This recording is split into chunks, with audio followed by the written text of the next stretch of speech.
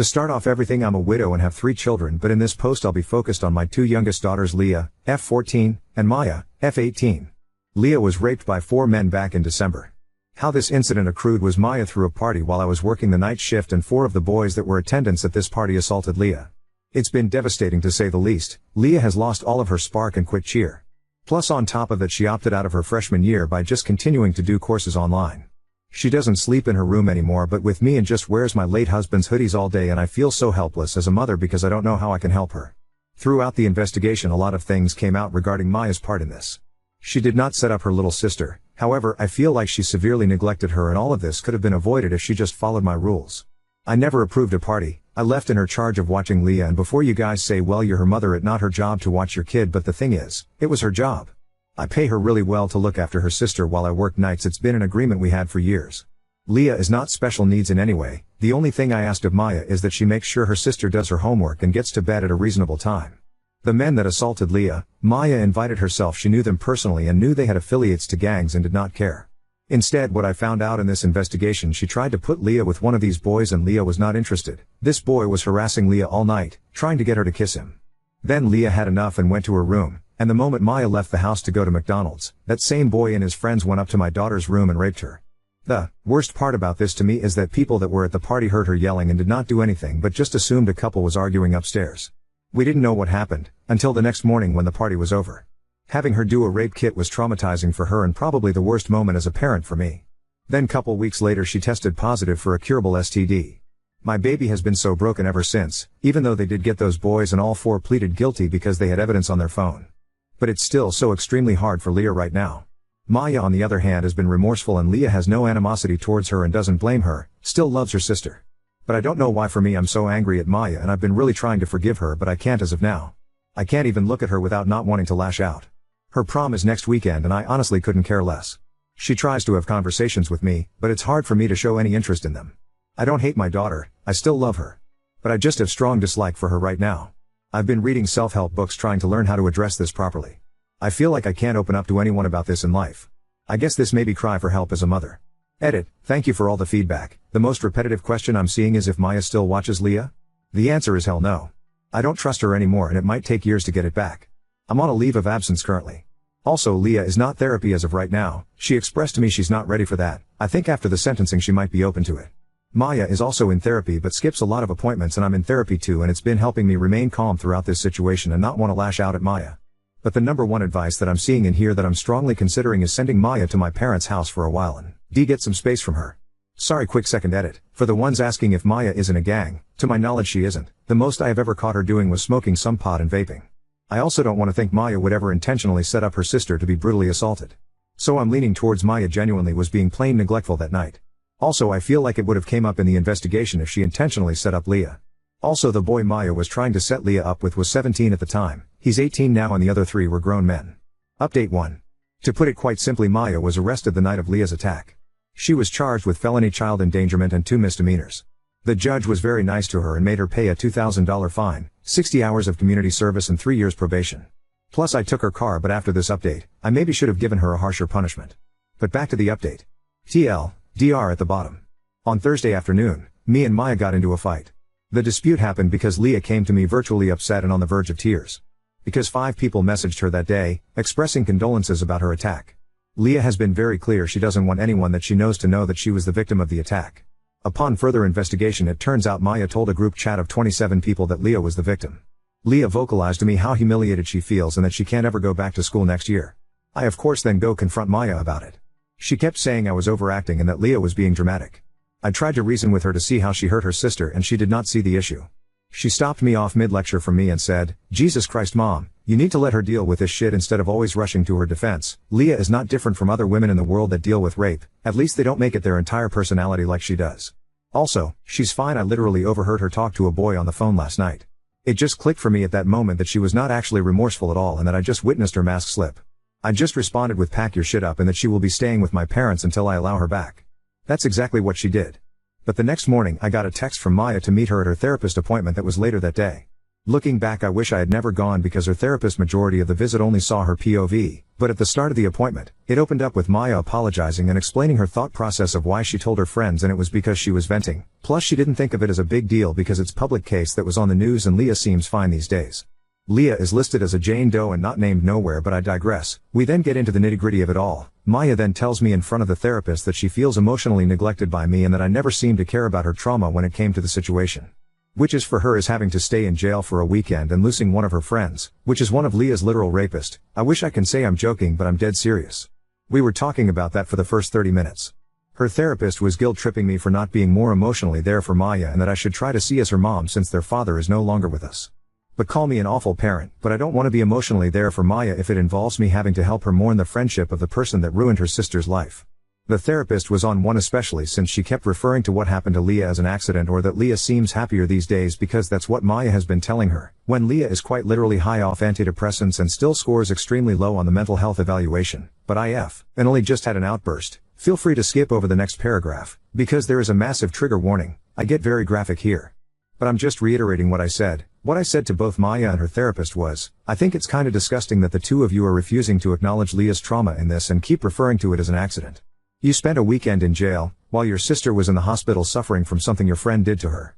Ironically enough, if you ever listened to Leah, she has said that friend of yours was the most violent towards her during the attack and was the catalyst for the majority of injuries she sustained, including strangling her. So for you guys to sit here and berate me for not caring that you lost your friend because of something terrible your friend did to your sister is absolutely disgusting. My biggest regret right now is helping you obtain a lawyer. I should have let you rot in that cell and let you figure it out yourself. Maya started sobbing in the office at this point and saying it wasn't fair that I blamed her for what happened to Leah. She told me the only thing she was trying to do was have Leah come out of her shell because she kept hovering next to her at the party. The therapist then interjects and asks Maya how did Leah respond to her when she apologized. Maya in such a defensive manner says, apologize for what? I didn't rape her. Even the therapist was shocked when she said that, and at that point, I heard enough and stood up, threw my hands up, and left. I haven't spoken to Maya since then, and this was Friday afternoon. Maya has been texting me and calling me begging to come home so she can apologize to both me and Leah. But I don't know at this point. I never thought I would be that parent that will have to go no contact with my daughter. But I don't know if I can stomach being around her. I can't trust her and she's not remorseful whatsoever about what happened. A part of me wants to try to make it work for the sake of Leah because she asked yesterday if she ruined our family. And that broke my heart. Leah loves and looks up to Maya, and I don't think she can comprehend at this time that Maya also failed her. I'm just stuck, or tell me if I'm wrong for not understanding Maya. I'm sorry for the not so happy update. So I should say what happened that morning at this point. I come home at 8:30ish am from work and my house was trashed and couple of Maya's friends were still there. I of course argued with Maya for a bit about throwing a party, and I go check on Leah and she wasn't in her room but her sheets were bloody, so I thought maybe it was time of the month and that she was showering or sleeping in my bed. But when I checked my room I did not see her. I started calling Leah and her phone did ring and I heard it come from my closet. It's a walk-in. And I see her wrapped in a blanket like a cocoon. I then shake her to wake up and she wasn't waking up, and I then try to unwrap, and that's when I noticed her scalp bleeding and I saw abrasions around her neck. So I started screaming, someone call 911, and Leah starts waking up in the ambulance and she starts crying, and the first thing she told me is Maya's friend raped her and that she can't get up because she's in so much pain. When the police and ambulance show up, and I honestly didn't care about Maya in that moment, all I told her was to be honest with the police and she should be fine. I didn't know what I know now at this point. They take her to precinct and the cops interrogated her, and after getting a medical report for what happened to Leah, they decided to charge her with child endangerment. I did not see Maya's reaction to when they told her about what happened to Leah. But when she saw Leah once she got out of jail, she gave her a big hug and I thought it was a sweet moment. The only red flag that stands out to me from that time is, Maya did not cooperate fully about giving names because she said she forgot. Luckily DNA results from the crime scene and on Leah, which all 4 of Leah's rapists were already in the system for other crimes. One even being on probation, so they were easy to find, and it was dominoes effect after that. So my oldest is my son. He got married a month before everything went down, and I didn't want to drag him in too much about Maya, because I want him to enjoy the newlywed phase with his wife. Him and his wife are very supportive, and his wife takes Leah all the time for sleepovers or just to get her out of the house. I know I'm probably not alone with dealing with this, but my daughter, F14, has been so extremely depressed, rightfully so. She went through 2 traumatic events in the span of 4 years at her young age. She was sexually assaulted back in December and she lost her dad 4 years ago. I just remember when I was 14 I felt like the world was against me, and I had both of my parents on my side, and I never been through an assault, so I can't comprehend what she's going through right now. This morning I overheard her crying in the bathroom and I asked her if she was fine, and she quickly said she's okay. It just makes me feel so helpless as her mom that I can't help her or take away any of that pain she's feeling. I can't even fully relate to her. Because I haven't been sexually assaulted before and both my parents are still alive. So I feel like I'm a horrible mom because I can't guide her and help her with the situation at hand. I feel like as a mom I should have all the answers and I don't. I just know in her head every time I try to comfort her she thinks, what is this woman talking about, because I feel like I don't know what I'm talking about 99.9% of the time. So any other moms that can relate, please drop some helpful tips. I have 3 kids, M24, F18, and F14. My late husband died very unexpectedly 4 years ago due to COVID. He didn't have a will, but we had a life insurance policy that provided a $360,000 DH benefit. As his spouse, I received the full amount. I decided to divide the money 4 ways. I would get $120,000, and each of my 3 kids would get $80,000. At the time, my daughters were both minors, so I told them they could access their full amount when they turned 18. However, if they ever wanted to do something pricey, I would allow them to use some of their share. Most of their needs were taken care of by me. My son was over 18, so I gave him his share right away. This arrangement was a verbal agreement, and I intended to follow through with it fully. Recently, however, my middle daughter, we will call her Maya, was arrested in December for child endangerment because she severely neglected her little sister, leading to something awful happening under her care. She had to use some of her $80,000 to pay for lawyer and court fees, which left her with about $65,000. Fast forward to today, and my youngest daughter is still struggling significantly. During her checkups, she scores very low on mental health evaluations and is on a high dosage of antidepressants. She often jokes that if she were to tell us or the doctors how she truly feels, she would be put in a psych ward. Maya no longer lives with us as I felt her presence was doing more harm than good to her sister. She's staying with my parents for now but has been begging me to give her the money I promised after she graduated. I've been hesitant to do so. My sister, who is familiar with the situation, believes Maya doesn't deserve the money and that I should use it to stay home longer with my youngest, who will be alone during the day once I return to work soon. With my youngest declining mental health and school being out, I'm very worried about her. Maya is about to go off to college, and I know most of the money would go toward that. However, I'm still very angry with Maya for the pain she caused her sister. I'm having a hard time making this decision. So, Wibta, if I kept her inheritance? Edit, I didn't expect many comments, but I reading through all them, to the ones that are asking what would husband say if he was here. I honestly don't know, that's why I'm conflicted. A part of me want to think he would honestly say for me to give Maya the money so she go to college, because college was important to him. But also another part of me knows if he heard the details about what happened to Leah he would be way brutal than I am and disown her permanently, so it's hard to make a call on what would he want when I don't know. Update 2. My daughter Leah, F14, has been having a tough time with the aftermath of her rape last December. This past week has been particularly the worst for us. It started last Tuesday when a sheriff and another official visited our home. They informed us that one of Leah's rapists, the one who filmed the assault, had shared the video within a group, and now it's circulating on parts of the dark web. The video was filmed in Leah's room. It contained identifiable objects that revealed where she went to school. I was devastated upon hearing this news. Leah's reaction surprised me. She didn't cry or show much emotion. Instead, she simply shrugged and said, "I figured," before just sitting there in silence. The officials reassured us that it's uncommon for perpetrators to surface in such cases, but they felt obligated to inform us for safety reasons. After they left, Leah resumed acting as if nothing had happened, almost overly cheerful. I attempted to discuss it with her several times, but she avoided the topic. This behavior persisted throughout the week until she unexpectedly revealed that she had written a victim impact statement and wanted to read it herself in court, rather than allowing the prosecutor to do so. She felt that since there was no trial, only the charges against the rapist were known, not the details of what she endured.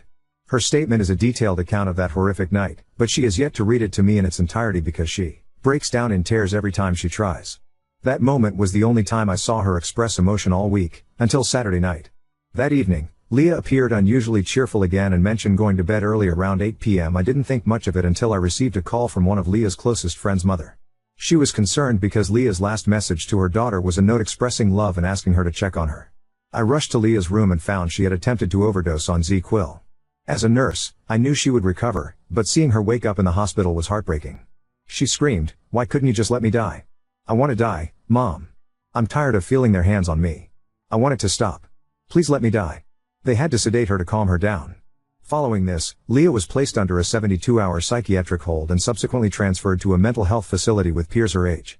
The staff recommended extending her stay beyond the initial hold, but Leah has been struggling, especially with a male staff member, possibly a psychiatrist, who she says is asking invasive questions about her sexuality, causing discomfort. Staff members informed me she isn't participating in group activities and appears standoffish. They even proposed restricting her ability to contact me as a consequence, though I requested they hold off on implementing such measures.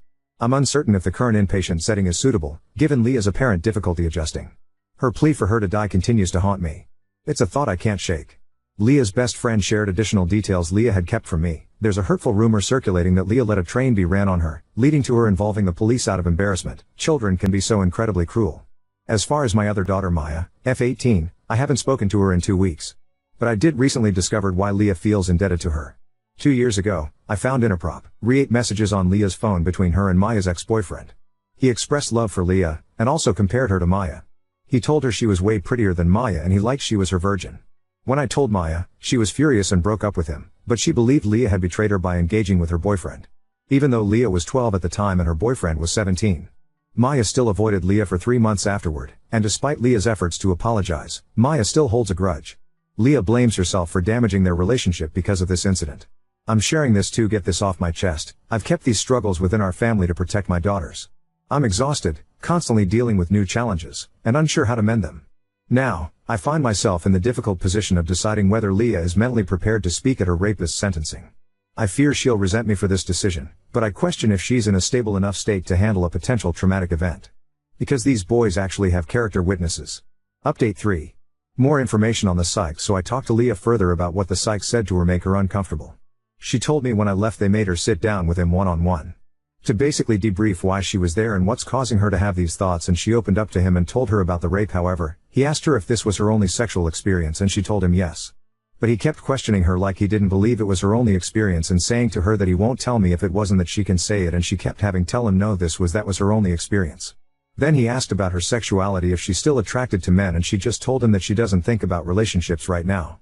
She just said that she felt weird about him asking a lot of questions about her sex life.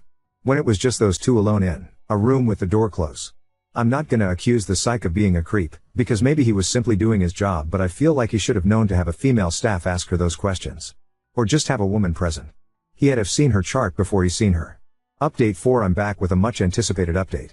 This is a long one, so TLDR at the bottom. A lot has happened, but I want to start with the positive. Leah started therapy after the sentencing, and she's been speaking positively about it.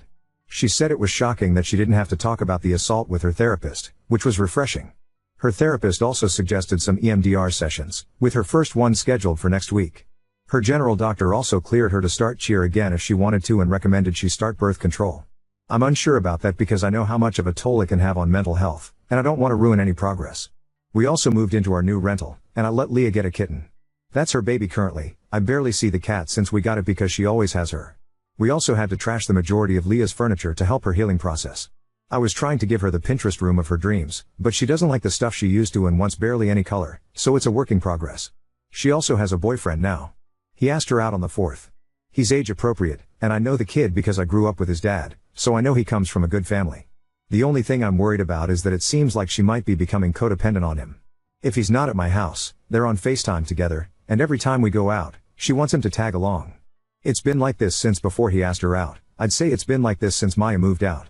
But I'm not too worried because I think it's only like this now because it's summer and a new relationship. On the surface, she is content for the moment. In my last post, I received a lot of negative messages because I wasn't doing things fast enough or wasn't telling my son all the details. I almost didn't want to make this post, but I want to preference that I know my children, and they know me. I'm a person who values timing. Before I said anything to my other kids, I wanted to make sure I had facts, not assumptions. I wanted to schedule a meeting with a detective who interrogated Maya to tell him everything, so I knew in my heart I tried my best to hold my daughter accountable for her actions. When I met with the detective, he told me he did investigate Maya, but there wasn't enough evidence. Even with everything I told him, it's not enough to indict her, so he can only charge her with child endangerment for leaving a minor she was watching in a house with a registered sex offender. However, he validated everything I thought and reassured me. He also told me that it's estimated that Leah's attack lasted close to 2 hours, during which 2 of the defendants had enough time to rape her twice, and Maya never went upstairs to check nor showed any concern while being questioned, which triggered him to arrest her. He also said he investigated a lot of sex crimes, but this case disturbed him because there was so many bystanders knew something bad might be happening but didn't intervene. Everyone failed Leah, not just Maya, and he advised me to keep that in mind. I met with my son and his wife before the sentencing. He was more disappointed than upset. He felt it in his gut but thought Maya wouldn't do it intentionally. My son and Dill told me they always felt Maya was jealous or threatened by Leah. My son noticed it when Leah got her braces off and started growing into her face, attracting Maya's friends to talk to her more because I guess she's considered the nice sister among those two. My Dill said she witnessed it firsthand during the bridesmaid dress fitting. Maya refused to compliment Leah but critiqued her instead. When my Dill told Maya that Leah would unlock so much potential once she realized her beauty and ignored her bullies, Maya said, "I know, that's why I have to humble her." My Dill thought it was weird but didn't think much of it until now. They also told me that Maya blocked them as soon as I threw her out, and now they know why. The sentencing wasn't as bad as I thought it would be. Leah said she initially thought it was boring. The character witnesses for the rapists were, of course, their moms and dads. One mom said that this was an awful night and that we need to stop spreading more hurt. One dad said his son was sexually abused at Leah's age and that Leah must have triggered that in him. Leah wasn't fazed by this. She told me she ignored them, but I could tell it bothered her. Leah decided to do a video and read her victim impact statement, and I was so extremely proud of her. All 4 rapists apologized to Leah in their statements to the judge, but she didn't look at them. She heard them and felt that only one was genuinely sorry, the others gave robotic responses. 2 of the rapists were sentenced to 10 years but could get out as soon as 6 years. The one who recorded it got 12 years because of his prior convictions, and the prosecutor told me he might be in there for 20+ years due to a separate CP charge. Maya's friend, the one Leah fears the most, got 14 years, with the judge noting he should serve the full term and not be paroled because he got in trouble for doing something similar in the past. Leah was okay with their sentencing, though she wished they all got 14 years. She will be notified if they get out early or if there are any parole hearings. Maya was there according to my son, but she stayed way in the back and immediately left after the court was adjourned. Some of the rapists' families tried to talk and apologize to Leah directly, which was the only thing that freaked her out. Other than that, I think she was fine. While we were driving back home, we started debriefing everything, and I tried to explain the process of what's going to happen next. When we got home, Leah told me it was weird that one of the rapists referred to Maya as his friend because there was no way Maya would be friends with someone like that. My face turned white when she said this. I knew it was time to tell her, so I said, "I've been meaning to tell you this. There are many reasons why I'm upset with your sister." She was still confused, so I explained that Maya got arrested for leaving the house, not for throwing the party. She didn't care about that, she was just like, "Oh, okay." Then I said he wasn't lying in court, he was your sister's friend, and Maya went behind your back that night to try and set you guys up. That's when I saw the moment of realization happen. Leah thought I was lying at first, but when I started to further explain, it was like watching someone's heart break before my eyes. She cut me off and said, "I don't believe you. Maya would never be friends with someone that horrible." I just said she might not have been best friends with him, but she did have some form of a relationship with him. Leah responded, "Mom, that is really bad if that's true. No one understands how mean he was to me. All day, I had to sit in the courtroom hearing he was such a good person when it's not true. Why doesn't no one believe that?" I started apologizing to her at this point, and she pulled out her phone and called Maya. Maya answered with a very cheerful hello, and Leah got straight to the point, asking if she was ever friends with her rapist. I honestly thought Maya was going to lie, but she said she was before it happened. Leah then asked if she was trying to get her to date him, and Maya told the truth and said yes. Leah hung up on her before Maya tried to explain herself and Leah started shaking really badly while typing on her phone. I realized now she was blocking Maya on everything. After she was done, she looked up at me with tears in her eyes and said, "Mom, why does she hate me so much? What did I ever do to her? I've been trying to be her friend, and she still hates me. Why?" We cried together for the rest of the day honestly. The next day, Leah told me she's done with Maya and wants nothing to do with her for a while. She said that after she slept on it, she felt more mad than sad.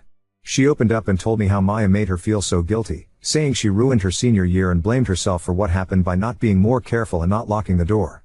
But to now find out that she did lock the door and Maya had much more control of the situation than she led Leah to believe makes her so upset. Then she told me that Maya has a drug problem with Adderall and painkillers, which she had sworn to keep secret because Maya promised she was quitting. I asked her when the drug addiction started, and Leah said she didn't know, but she caught her stealing her Concerta in April 2023. That's when Maya confessed to the drug issue. Leah also believes one of her rapists was Maya's dealer, as he used to come to the house at night when I was working.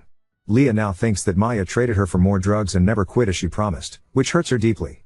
She also recounted that during the attack, her rapist said that if she didn't cooperate, they would hurt Maya, which makes her feel worse because she knows Maya wouldn't do the same for her. That was the last time we really talked about Maya and that was a couple of weeks ago, but I know that it really is taking a toll on her. So that's why I splurge and let her get a kitten. Maya doesn't know our new address but has tried to reach out to Leah numerous times using text-free numbers. Leah is not interested whatsoever. She's no longer with my parents. My mill, with whom I've never gotten along, has taken Maya in, paying for her college and buying her a new car just to spite me. I wish I were making this up, but she posted it on Facebook. The messed up part is that my Mill knows about what happened to Leah and everything Maya did but simply doesn't care.